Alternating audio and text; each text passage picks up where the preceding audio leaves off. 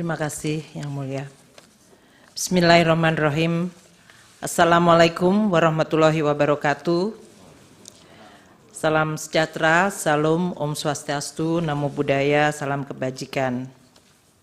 Yang Mulia Ketua Bapak Suhartoyo, Yang Mulia Saldi Isra, Yang Mulia Bapak Arif Hidayat, Yang Mulia Ibu Eni Nurbaningsih, Yang Mulia Bapak Daniel Yusmikpo, Yang Mulia Bapak Arsul Sani, Yang Mulia Bapak Guntur Hamzah, dan Yang Mulia Bapak Ridwan Mansur, Majelis Hakim Mahkamah Konstitusi yang kami hormati.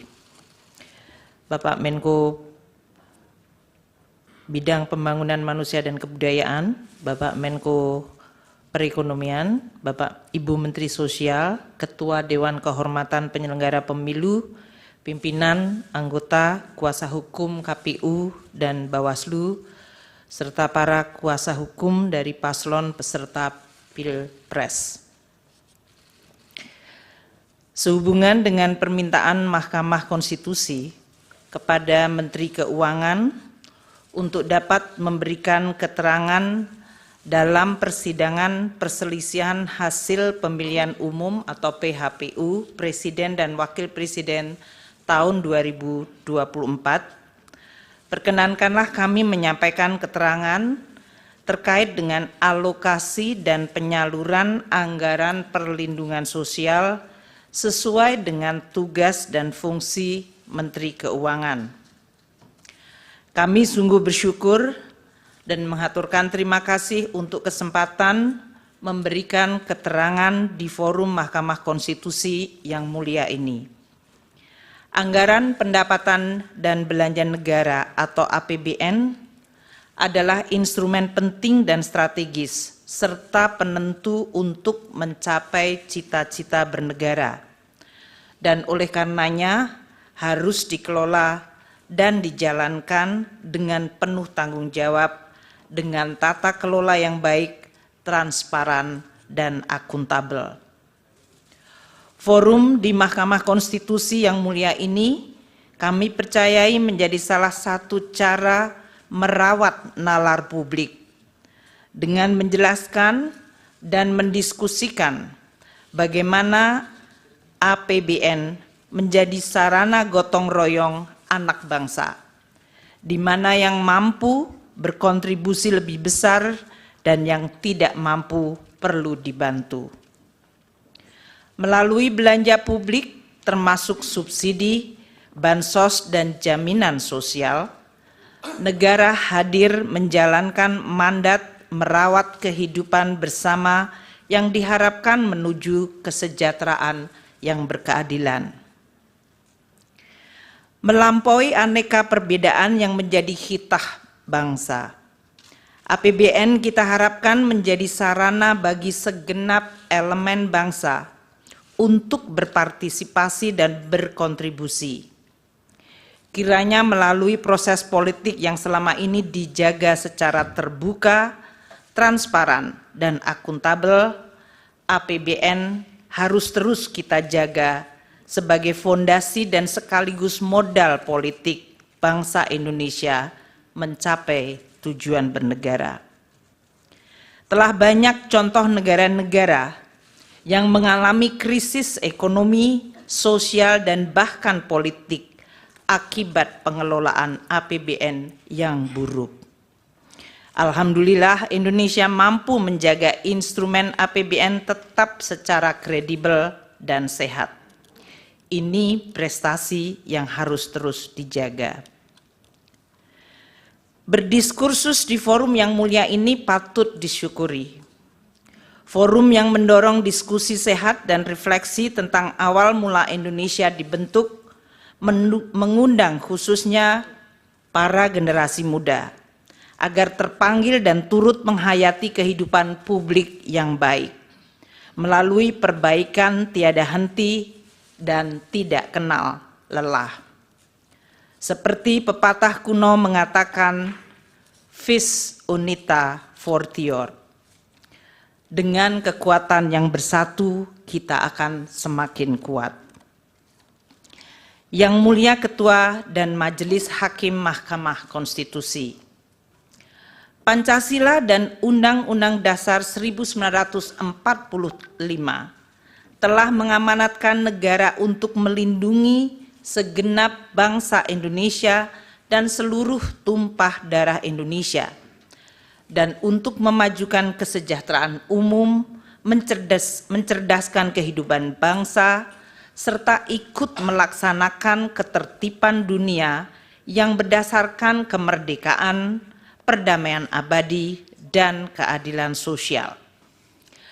Kehadiran negara untuk mewujudkan kehidupan yang layak dan bermartabat, serta untuk memenuhi hak atas kebutuhan dasar warga negara demi tercapainya kesejahteraan sosial, salah satunya melalui instrumen anggaran pendapatan dan belanja negara atau APBN. APBN adalah instrumen untuk mencapai dan mewujudkan cita-cita hidup bernegara, yaitu masyarakat adil dan makmur. Presiden adalah pemegang kekuasaan pemerintahan yang mengelola keuangan negara sebagai bagian dari kekuasaan pemerintahan berdasarkan pasal 4 ayat 1 Undang-Undang Dasar 1945 dan pasal 6 ayat 1 Undang-Undang Keuangan Negara. Dalam menjalankan kewenangan tersebut, Presiden mengajukan rancangan anggaran pendapatan dan belanja negara atau RAPBN kepada Dewan Perwakilan Rakyat atau DPR untuk dibahas bersama dan untuk mendapat persetujuan DPR menjadi Undang-Undang APBN. APBN merupakan wujud pengelolaan keuangan negara yang ditetapkan setiap tahun dengan undang-undang dan dilaksanakan secara terbuka dan bertanggung jawab untuk sebesar-besarnya kemakmuran rakyat. APBN terdiri atas anggaran pendapatan, anggaran belanja, dan pembiayaan. Adapun rincian atas APBN ditetapkan melalui peraturan Presiden yang digunakan sebagai pedoman di dalam pelaksanaan APBN. APBN menjalankan fungsi alokasi, yaitu menciptakan perekonomian yang efisien dengan melakukan koreksi atas kegagalan mekanisme pasar atau market failure, dan menyediakan barang publik seperti infrastruktur keamanan termasuk peradilan. APBN juga menjalankan fungsi distribusi untuk menciptakan pemerataan pendapatan antar kelompok rumah tangga dan antar daerah. Selain itu, APBN juga menjalankan fungsi stabilisasi untuk menjaga perekonomian dari guncangan akibat ketidakpastian ekonomi global, pengelolaan inflasi, stabilitas harga, dan sebagai shock absorber melindungi daya beli masyarakat, terutama yang berpendapatan rendah. Anggaran belanja dirinci menurut organisasi, fungsi, jenis, dan program belanja. Belanja berdasarkan fungsi terdiri dari 11 fungsi, dari mulai fungsi pertahanan, ketertiban keamanan, kesehatan, pendidikan, perlindungan lingkungan hidup, perumahan, hingga fungsi ekonomi dan fungsi perlindungan sosial. Anggaran perlindungan sosial terdapat pada berbagai kementerian lembaga, di Bendahara Umum Negara atau BUN, dan di pemerintahan daerah Pemda termasuk desa melalui transfer ke daerah atau TKD. Yang Mulia Ketua dan Majelis Hakim Mahkamah Konstitusi, Dalam penjelasan pasal 8 ayat 2, huruf A angka 4, Undang-Undang APBN 2024, yaitu Undang-Undang nomor 19 tahun 2023, fungsi ekonomi diartikan sebagai belanja pemerintah pusat yang berdaya guna dalam mendorong pertumbuhan ekonomi dan menjaga daya beli masyarakat di bidang perdagangan, termasuk pengembangan usaha koperasi dan usaha mikro kecil menengah atau UMKM, ketenaga kerjaan, pertanian, kehutanan, kelautan, dan perikanan, bahan bakar dan energi, pertambangan, industri, konstruksi, transportasi, serta telekomunikasi dan informatika. Lebih lanjut, penjelasan dalam pasal 8 ayat 2 huruf A angka 11 Undang-Undang APBN 2024, fungsi perlindungan sosial merupakan belanja pemerintah pusat yang berdaya guna dalam memberikan pelayanan pelayanan sosial, jaminan sosial, pemberdayaan sosial, penyuluhan sosial, dan bantuan sosial serta perlinsos lainnya untuk melindungi masyarakat dari kemungkinan terjadinya risiko sosial. Yang Mulia Ketua dan Majelis Hakim Mahkamah Konstitusi, penyusunan dan pembahasan bersama DPR serta penetapan anggaran pendapatan belanja negara sebagai undang-undang melalui siklus yang merupakan rangkaian kegiatan mulai dari perencanaan sampai dengan pertanggungjawaban APBN setiap tahun. Kami akan memberikan ilustrasi penyusunan APBN tahun 2024 ini. Siklus penyusunan dimulai sejak tahun sebelumnya, yaitu tahun 2023, dengan tahapan sebagai berikut. Tahap perencanaan dan penganggaran RAPBN 2024 dijadwalkan pada periode Januari hingga Juli 2023, mencakup penyiapan konsep kerangka ekonomi makro, pokok-pokok kebijakan fiskal atau KEM PPKF, dan rencana kerja pemerintah RKP, dan perencanaan kegiatan serta pagu anggaran oleh kementerian dan lembaga. DPR yang terdiri dari seluruh fraksi partai politik membahas KEM PPKF dan RKP 2024 pada bulan Mei 2023.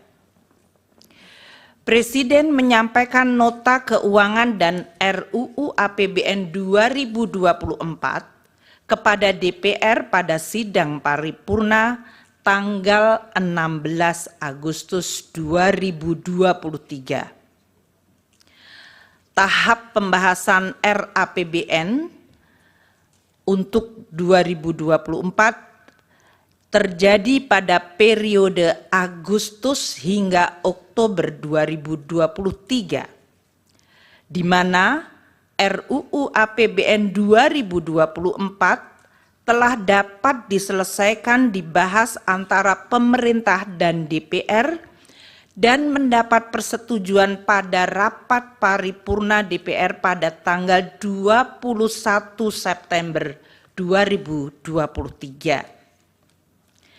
Tahap penetapan Undang-Undang APBN yang dijadwalkan paling lambat akhir Oktober terjadi di mana Undang-Undang APBN 2024 yaitu Undang-Undang 19 tahun 2023 ditetapkan pada tanggal 16 Oktober 2023. Selanjutnya, Peraturan Presiden Rincian APBN yang dijadwalkan November-Desember telah selesai ditetapkan pada tanggal 28 November.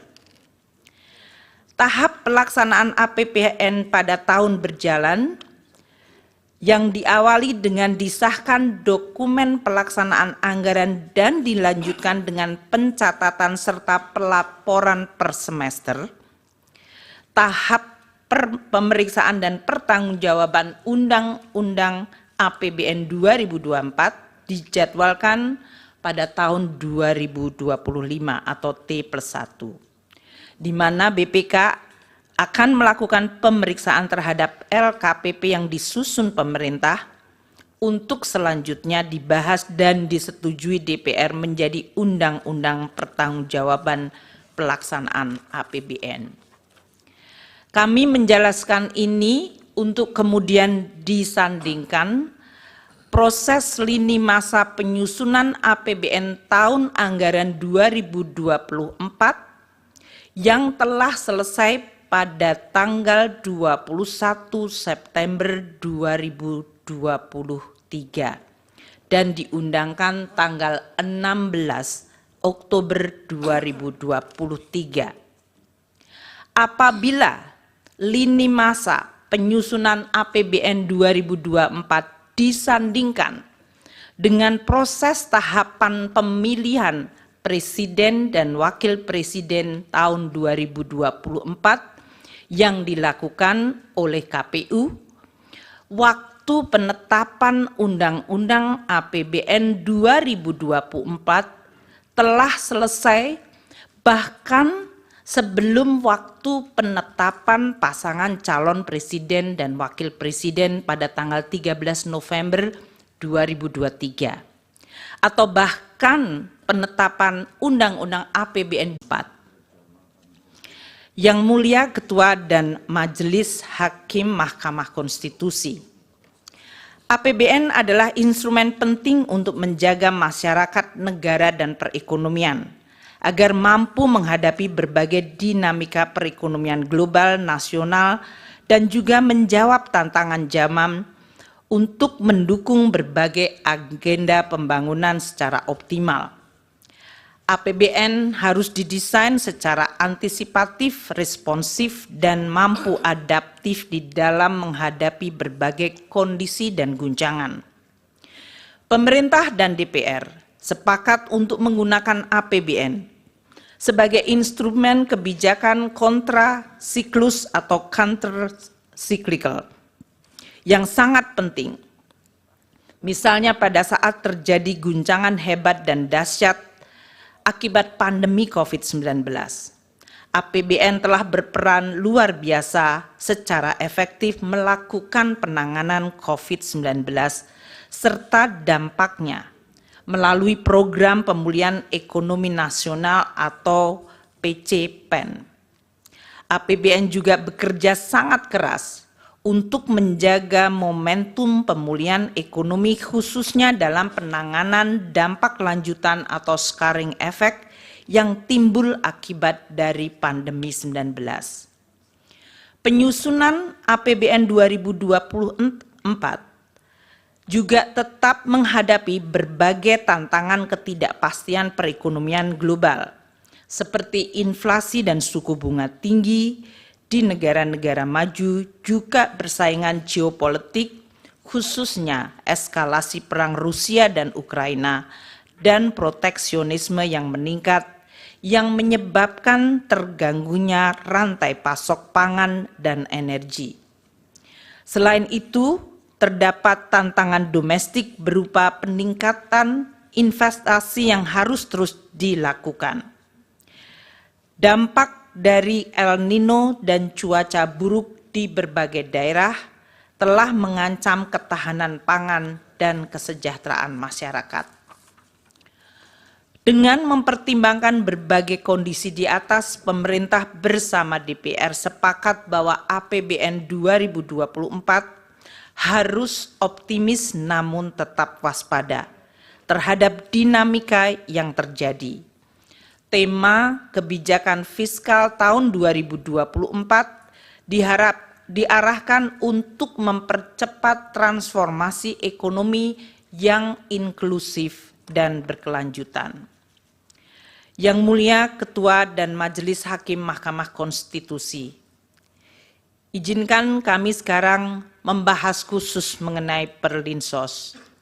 Dengan tema APBN 2024, kebijakan APBN 2024 dalam jangka pendek difokuskan untuk melakukan pengendalian inflasi dalam bentuk stabilitas harga, penghapusan kemiskinan ekstrim, penurunan prevalensi stunting, dan peningkatan investasi.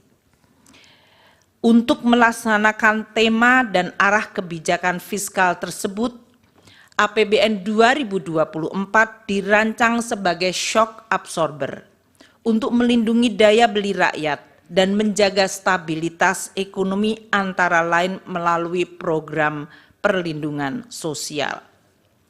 Postur APBN 2024 dengan total belanja mencapai 3.325,1 triliun. Di dalamnya terdapat belanja untuk perlindungan sosial sebesar 496,8 triliun rupiah yang berfungsi untuk stabilisasi dan mendukung penghapusan kemiskinan termasuk kemiskinan ekstrim dan stunting. Yang Mulia Ketua dan Majelis Hakim Mahkamah Konstitusi, alokasi anggaran Perlinsos yang sebesar 496,8 triliun dapat dilihat di dalam gambar ini dilaksanakan oleh berbagai kementerian lembaga dan berasal dari badan anggaran atau bagian anggaran KL maupun bagian anggaran bendahara umum negara serta transfer. 75,6 triliun rupiah anggaran Kemensos disalurkan melalui program bantuan sosial atau bansos, yaitu program Keluarga Harapan PKH, Kartu Sembako, dan program bansos lainnya. 80,5 triliun untuk perlindungan sosial dikelola oleh beberapa kementerian lembaga seperti Kemendikbud dan Kemenak melalui program PIP, KIP, dan beasiswa afirmasi. Kementerian Kesehatan melalui program Kartu Indonesia Sehat, Kementerian Tenaga Kerja untuk iuran jaminan kehilangan pekerjaan, dan BNPB untuk dana siap pakai bencana. Sementara 340,7 triliun bagian terbesar adalah Perlinsos dalam bentuk subsidi energi, yaitu BBM, LPG, dan listrik, subsidi non-energi seperti pupuk, PSO, kredit usaha rakyat, bunga kredit perumahan, dan antisipasi penanggulangan bencana. Belanja Perlinsos yang disalurkan melalui Kementerian Pendidikan dan Kebudayaan dan Kementerian Agama mengalami kenaikan sebesar 7,47 triliun dibandingkan tahun 2023 dikarenakan adanya kenaikan unit cost jenjang pendidikan menengah dan penambahan sasaran. Sementara belanja bansos selain PKH dan kartu sembako yang disalurkan oleh Kementerian Sosial mengalami kenaikan 1,23 triliun rupiah dikarenakan adanya kenaikan alokasi untuk bantuan makan lansia, bantuan untuk penyandang disabilitas, dan bantuan yatim piatu. Belanja subsidi yang disalurkan melalui bendahara umum negara atau non-KL mengalami kenaikan dengan adanya kenaikan alokasi subsidi pupuk dan subsidi bunga KUR. Dengan demikian dapat ditunjukkan bahwa anggaran perlindungan sosial untuk APBN 2024 di dalam rangka pengendalian inflasi, stabilitas harga, penghapusan kemiskinan sesuai target prioritas nasional. Di dalam APBN 2024 tidak terdapat perubahan yang signifikan pada anggaran bansos yang dikelola oleh Kementerian Sosial. Perubahan perlinsos yang dikelola oleh kementerian lembaga lain seperti Kemendikbud dan Kemenaker adalah akibat kenaikan unit cost dan penambahan penerima Kartu Indonesia Pintar Kuliah serta pembayaran program jaminan kehilangan pekerjaan dan bantuan iuran peserta pekerja bukan penerima upah.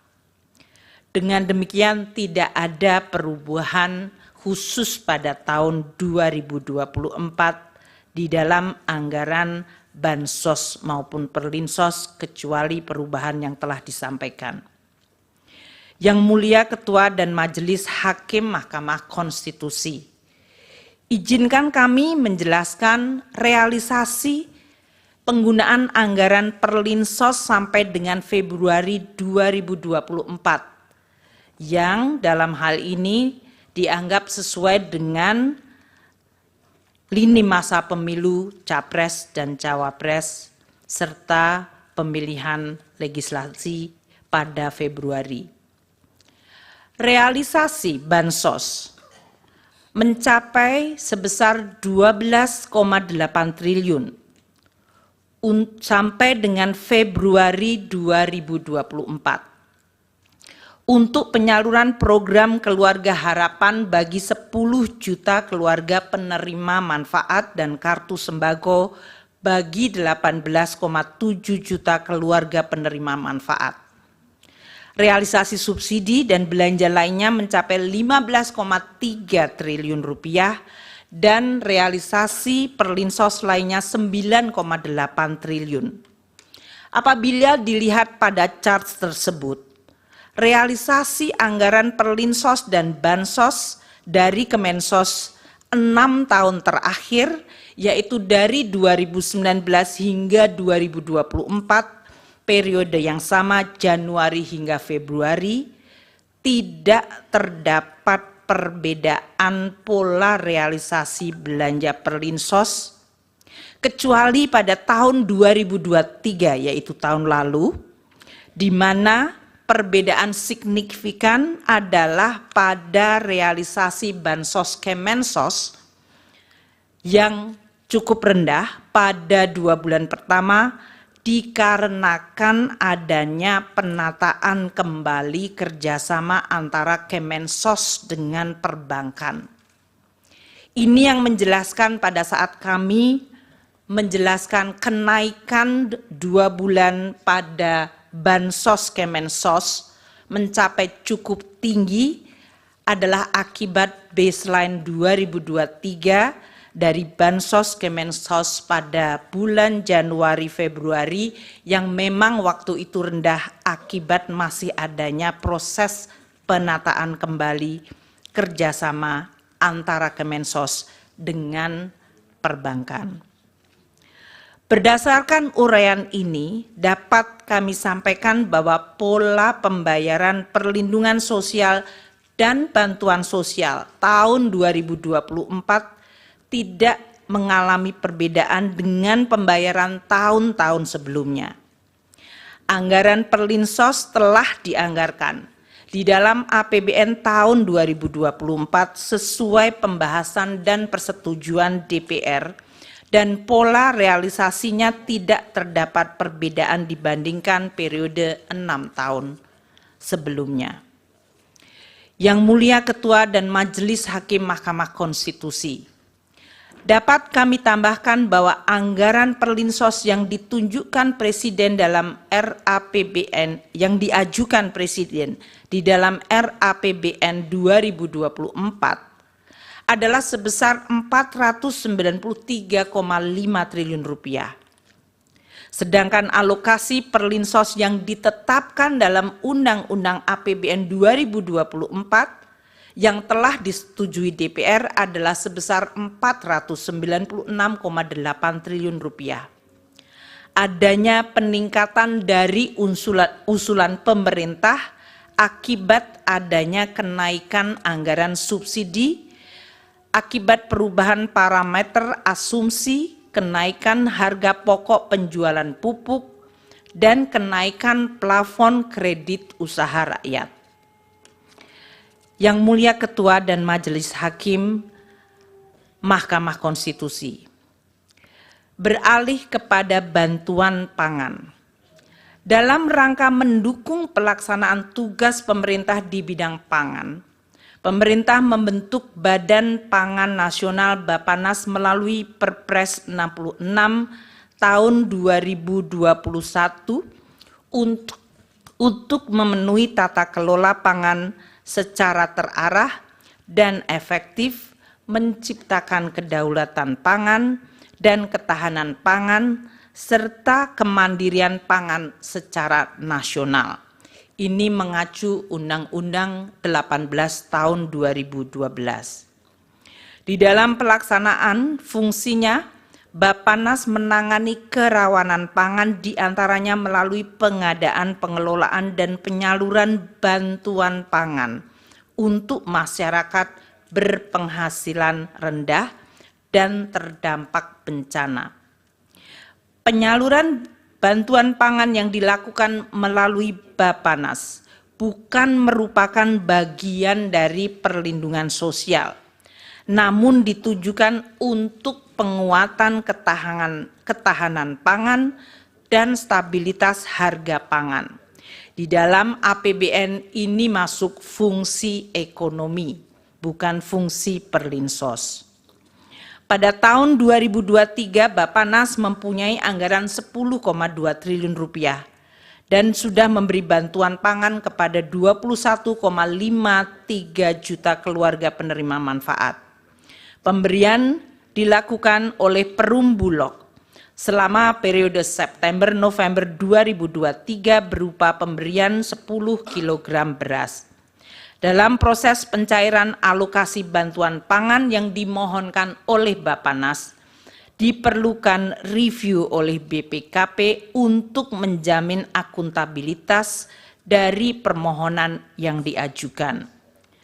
Sedangkan untuk tahun 2024, Bappenas memiliki anggaran sebesar 6,71 triliun rupiah atau justru turun 30% dari anggaran 2023. Yang Mulia Ketua dan Majelis Hakim Mahkamah Konstitusi, pelaksanaan dan pengelolaan APBN dihadapkan pada tantangan perekonomian yang terus berubah secara dinamis. Tantangan tersebut dapat dipicu oleh tensi geopolitik yang berdampak pada volatilitas harga komoditas, terjadinya inflasi tinggi dan suku bunga tinggi atau higher for longer yang mengakibatkan tekanan pada nilai tukar dan perlambatan pertumbuhan ekonomi. Di sisi lain, APBN sebagai instrumen andalan yang penting harus terus dijaga agar tetap sehat, kredibel, dan sustainable. Oleh karena itu, APBN di dalam pelaksanaannya harus terus dikelola secara dinamis, agar tetap bisa terjaga dan efektif menjaga stabilitas ekonomi dan melindungi rakyat, serta mendukung proses pembangunan berkelanjutan. Pengelolaan APBN yang dinamis tersebut dilakukan melalui penyesuaian-penyesuaian seperti dilakukannya refocusing belanja, atau bahkan pernah dilakukan pemotongan belanja seperti pada saat menghadapi guncangan pandemi COVID-19. Penyesuaian yang lebih ringan dilakukan melalui proses automatic adjustment sebesar 5% dari belanja kementerian lembaga. Hal ini untuk mendorong penajaman prioritas belanja kementerian lembaga tanpa mengorbankan target capaian prioritas KL. Hal ini diatur dalam Undang-Undang Nomor 19 2023 tentang APBN 2024 Pasal 28 Ayat 1 huruf E dan penjelasannya. Automatic adjustment bermanfaat untuk juga menambah daya tahan APBN di dalam menghadapi berbagai kemungkinan dinamika global dan nasional. Yang Mulia Ketua dan Majelis Hakim Mahkamah Konstitusi, APBN yang sehat, kredibel, dan berkelanjutan adalah fondasi penting bagi kehidupan berbangsa dan bernegara dalam sistem demokrasi yang terbuka dan transparan.